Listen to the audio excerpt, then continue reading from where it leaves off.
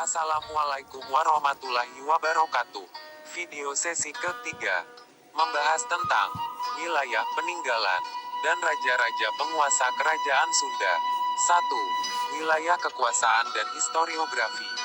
Berdasarkan naskah kuno primer Bujanggamani, seorang pendeta Hindu Sunda yang mengunjungi tempat-tempat suci agama Hindu di Pulau Jawa dan Bali pada awal abad ke-16, yang saat ini disimpan pada Perpustakaan Bodleian, Oxford University, Inggris sejak tahun 1627. Batas kerajaan Sunda di sebelah timur adalah Cipamali, Sungai Pamali, sekarang disebut sebagai Kali Brebes, dan Ciserayu, yang saat ini disebut Kali Serayu, di Provinsi Jawa Tengah. Menurut naskah Wangsakerta, wilayah kerajaan Sunda mencakup juga daerah yang saat ini menjadi Provinsi Lampung melalui pernikahan antara keluarga kerajaan Sunda dan Lampung. Lampung dipisahkan dari bagian lain kerajaan Sunda oleh Selat Sunda. 2. Prasasti Kawali di Kabuyutan Astana Gede, Kawali, Ciamis.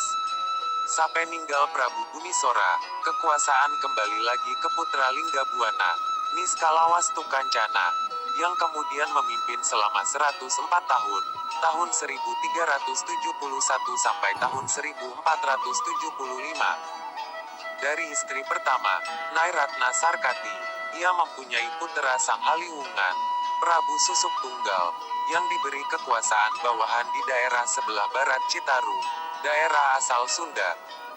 Prabu Susuk Tunggal yang berkuasa dari Pakuan Pajajaran, membangun pusat pemerintahan ini dengan mendirikan Keraton Sri Bima Punta Narayana Madura Suradipati. Pemerintahannya terbilang lama, tahun 1382 sampai tahun 1482, sebab sudah dimulai saat ayahnya masih berkuasa di daerah timur. Dari Nyai Ratna Mayangsari, istrinya yang kedua, ia mempunyai putra Ningrat Kancana, Prabu Dewaniskala, yang meneruskan kekuasaan ayahnya di daerah Galuh, tahun 1475 sampai tahun 1482. Susuk Tunggal dan Ningrat Kancana menyatukan ahli warisnya dengan menikahkan Jayadewata, putra Ningrat Kancana, dengan Ambedkasi, putra Susuk Tunggal. Tahun 1482, kekuasaan Sunda dan Galuh disatukan lagi oleh Jayadewata, yang bergelar Sri Baduga Maharaja. Sapeninggal Jayadewata, kekuasaan Sunda Galuh turun ke putranya, Prabu Surawisesa, tahun 1521 sampai tahun 1535, kemudian Prabu Dewata-Buanawisesa, tahun 1535 sampai tahun 1543, Prabu Sakti, tahun 1543 sampai tahun 1551, Prabu Nilakendra, tahun 1551 sampai tahun 1567, serta Prabu Ragamulya atau Prabu Surya Kancana, tahun 1567 sampai tahun 1579. Prabu Surya Kancana ini merupakan pemimpin kerajaan Sunda Galuh yang terakhir, sebab setelah beberapa kali diserang oleh pasukan Maulana Yusuf dari Kesultanan Banten, mengakibatkan kekuasaan Prabu Surya Kancana dan kerajaan Pajajaran runtuh. 3. Padrau Sunda Kalapa. Padrau Sunda Kalapa, 1522, sebuah pilar batu untuk memperingati perjanjian Sunda Portugis, Museum Nasional Indonesia, Jakarta. Rujukan awal nama Sunda sebagai sebuah kerajaan tertulis dalam Prasasti Kebon Kopi 2 tahun 458 Saka, 536 Masehi. Prasasti itu ditulis dalam aksara Kawi, namun, bahasa yang digunakan adalah bahasa Melayu kuno. Prasasti ini terjemahannya sebagai berikut, batu peringatan ini adalah ucapan Rakrian Juru Pangambat, pada tahun 458 Saka, bahwa tatanan pemerintah dikembalikan kepada kekuasaan Raja Sunda. Beberapa orang berpendapat bahwa tahun prasasti tersebut harus dibaca sebagai 854 Saka, 932 Masehi, karena tidak mungkin kerajaan Sunda telah ada pada tahun 536 AD, di era kerajaan Tarumanagara, 358 sampai 669 AD. 4. Prasasti Sang Hyang Tapak. Terdiri dari 40 baris yang ditulis pada 4 buah batu. 4 batu ini ditemukan di tepi Sungai Cicati di Cibadak, Sukabumi. Prasasti-prasasti tersebut ditulis dalam bahasa Kawi. Tanggal prasasti ini diperkirakan tanggal 11 Oktober tahun 1030.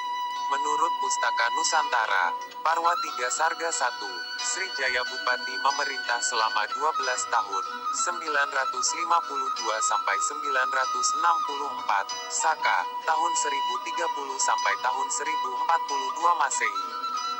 Sekarang keempat prasasti tersebut disimpan di Museum Nasional Jakarta, dengan kode D73, Cicati, D96, D97 dan D98.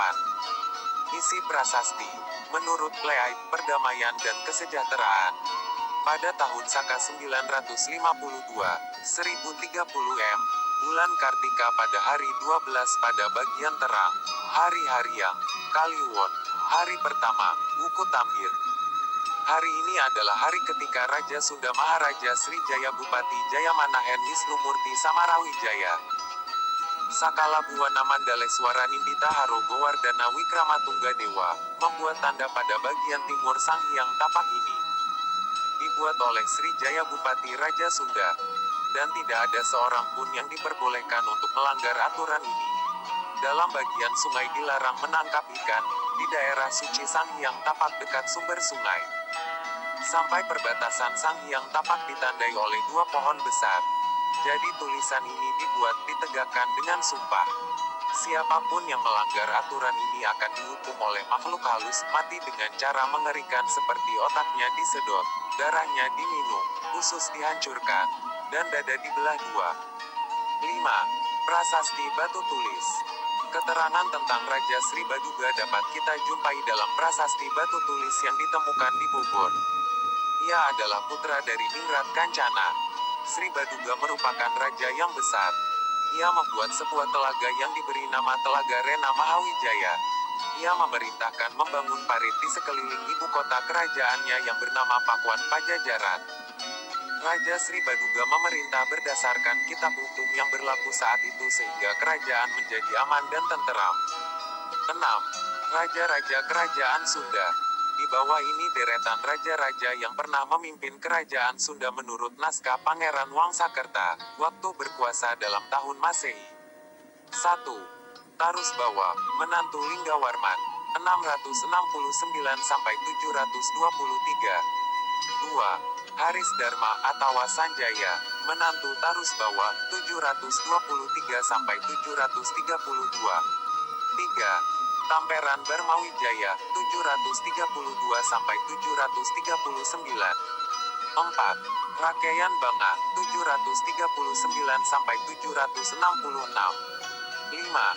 Rakeian Medang Prabu Hulu Kujang, 766 sampai 783. 6. Prabu Gilingwesi, menantu Rakeian Medang Prabu Hulu Kujang, 783 sampai 795. 7. Pucuk Bumi Darmeswara, menantu Prabu Gilingwesi, 795 sampai 819. 8. Rakeian Uwus Prabu Gajah Kulon, 819 sampai 891. 9. Prabu Dharmaraksa, adik ipar Rakeian Uwus, 891 sampai 895. 10. Windu Sakti Prabu Dewageng, 895 sampai 913. 11. Rakeian Kamuning Gading Prabu Pucuk Wesi, 913 sampai 916. 12. Rakeian Jayagiri, menantu Rakeian Kamuning Gading, 916 sampai 942. 13. Atmaya Dharma Hariwangsa, 942 sampai 954. 14. Limbur Kancana, putra Rakeian Kamuning Gading, 954 sampai 964. 15. Munding Ganawirya, 964 sampai 973. 16. Rakeian Wulung Gadung, 973-989. 17. Brajawi Sesa, 989-1012. 18. Dewa Sanghyang, tahun 1012 sampai tahun 1019. 19. Sanghyang Ageng, tahun 1019 sampai tahun 1030. 20. Srijaya Bupati, Detya Maharaja, tahun 1030 sampai tahun 1042. 21. Dharma Raja, Sang Mokteng Windu Raja, tahun 1042 sampai tahun 1065. 22. Langlang Bumi, Sang Mokteng Kerta, tahun 1065 sampai tahun 1155. 23. Rakeian Jayagiri Prabu Menak Luhur, tahun 1155 sampai tahun 1157. 24. Dharma Kusuma, Sang Mokteng Windu Raja, tahun 1157 sampai tahun 1175. 25. Dharma Siksa Prabu Sanghyang Wisnu, tahun 1175 sampai tahun 1297. 26. Raga Suci, Sang Mokteng Taman, tahun 1297 sampai tahun 1303. 27. Citra Ganda, Sang Mokteng Tanjung, tahun 1303 sampai tahun 1311. 28. Prabu Lingga Dewata, tahun 1311 sampai tahun 1333. 29. Prabu Aji Guna Lingga Wisesa, tahun 1333 sampai tahun 1340. 30. Prabu Raga Mulia Luhur Prabawa, tahun 1340 sampai tahun 1350. 31.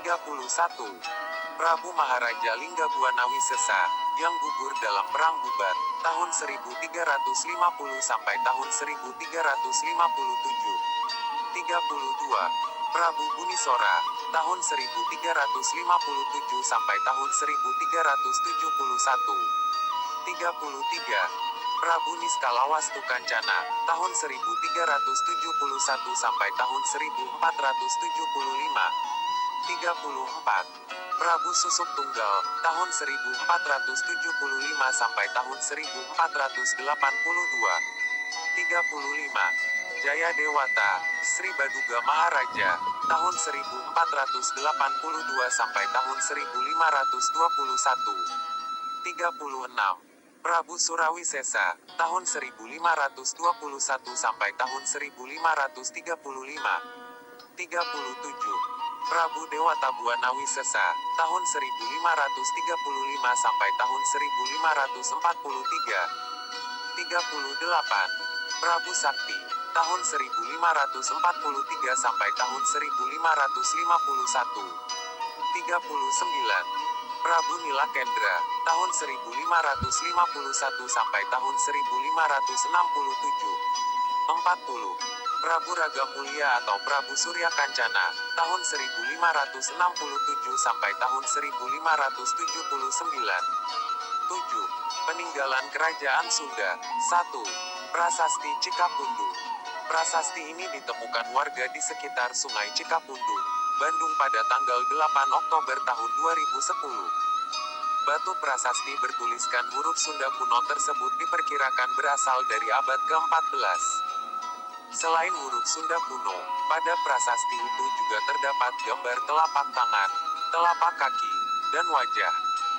Hingga kini para peneliti dari Balai Arkeologi masih meneliti batu prasasti tersebut.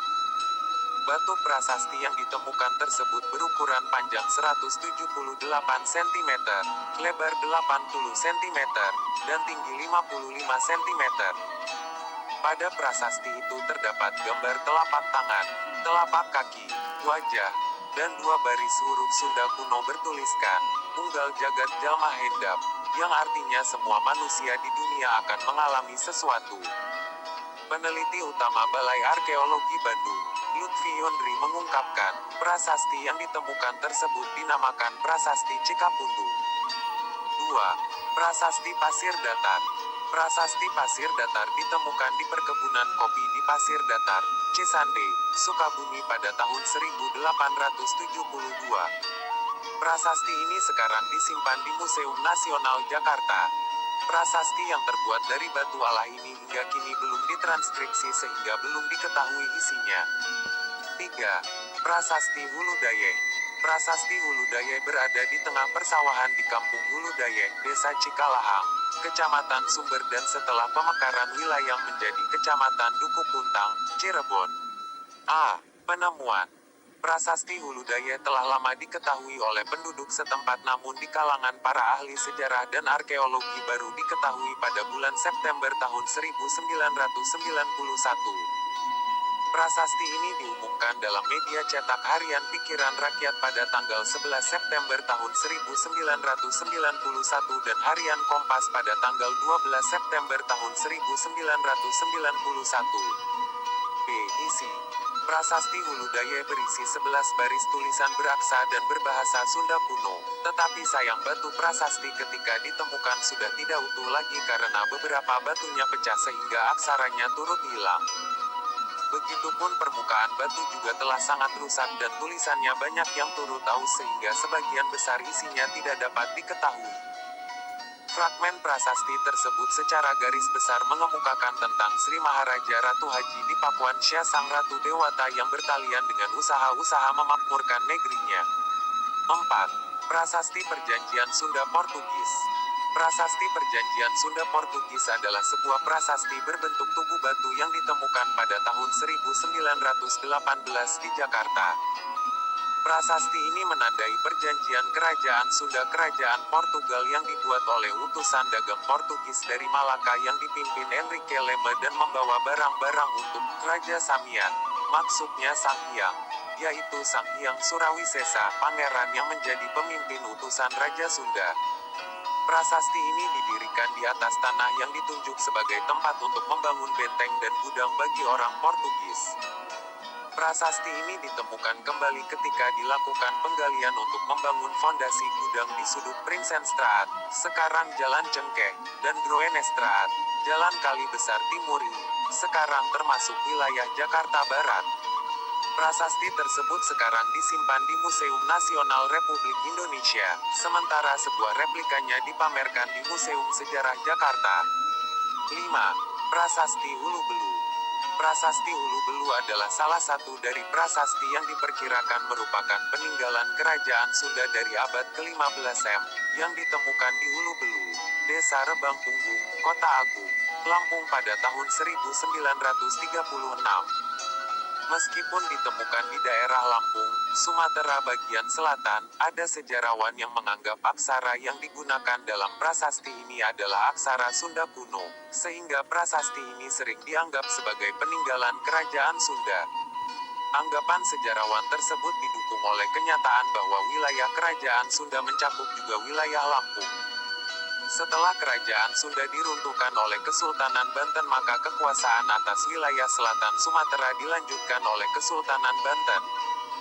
Isi prasasti berupa mantra permintaan tolong kepada dewa-dewa utama, yaitu Batara Guru, Siwa, Brahma, dan Wisnu, serta selain itu juga kepada dewa penguasa air, tanah, dan pohon agar menjaga keselamatan dari semua musuh. 6. Prasasti Kebun Kopi 2. Prasasti Kebun Kopi 2 atau Prasasti Pasir Muara peninggalan Kerajaan Sunda Galuh ini ditemukan tidak jauh dari Prasasti Kebun Kopi yang merupakan peninggalan Kerajaan Tarumanegara dan dinamakan demikian untuk dibedakan dari prasasti pertama. Namun sayang sekali prasasti ini sudah hilang dicuri sekitar tahun 1940-an. Pakar F.D. K. Bos, yang sempat mempelajarinya, menulis bahwa prasasti ini ditulis dalam bahasa Melayu kuno, menyatakan seorang Raja Sunda menduduki kembali tahtanya, dan menafsirkan angka tahun peristiwa ini bertari 932 Masehi. Prasasti Kebun Kopi 2 ditemukan di Kampung Pasir Muara, Desa Ciaruten Hilir, Cibung Bulang, Bogor, Kabupaten Bogor, Jawa Barat, pada abad ke-19 ketika dilakukan penebangan hutan untuk lahan perkebunan kopi. Prasasti ini terletak kira-kira 1 kilometer dari Batu Prasasti Prasasti Kebon Kopi, Prasasti Tapak Gajah. 7. Situs Karangkamulian. Situs Karangkamulian adalah sebuah situs yang terletak di Desa Karangkamulian, Ciamis, Jawa Barat. Situs ini merupakan peninggalan dari zaman Kerajaan Galuh yang bercorak Hindu-Buddha. Legenda situs Karangkamulian berkisah tentang Ciungwanara yang berhubungan dengan Kerajaan Galuh.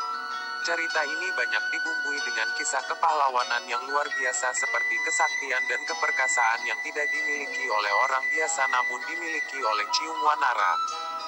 Kawasan yang luasnya kurang lebih 25 ha ini menyimpan berbagai benda-benda yang diduga mengandung sejarah tentang Kerajaan Galuh yang sebagian besar berbentuk batu. Batu-batu ini letaknya tidaklah berdekatan tetapi menyebar dengan bentuknya yang berbeda-beda. Batu-batu ini berada di dalam sebuah bangunan yang strukturnya terbuat dari tumpukan batu yang bentuknya hampir sama. Struktur bangunan ini memiliki sebuah pintu sehingga menyerupai sebuah kamar. Batu-batu yang ada di dalam struktur bangunan ini memiliki nama dan menyimpan kisahnya sendiri. Begitu pula di beberapa lokasi lain yang berada di luar struktur batu. Masing-masing nama tersebut merupakan pemberian dari masyarakat yang dihubungkan dengan kisah atau mitos tentang Kerajaan Galuh seperti Pancalikan atau tempat duduk, lambang peribadatan, tempat melahirkan, tempat sabung ayam dan cikahuripan. Demikianlah. Dan selanjutnya bersambung ke video sesi 4. Wassalamualaikum warahmatullahi wabarakatuh.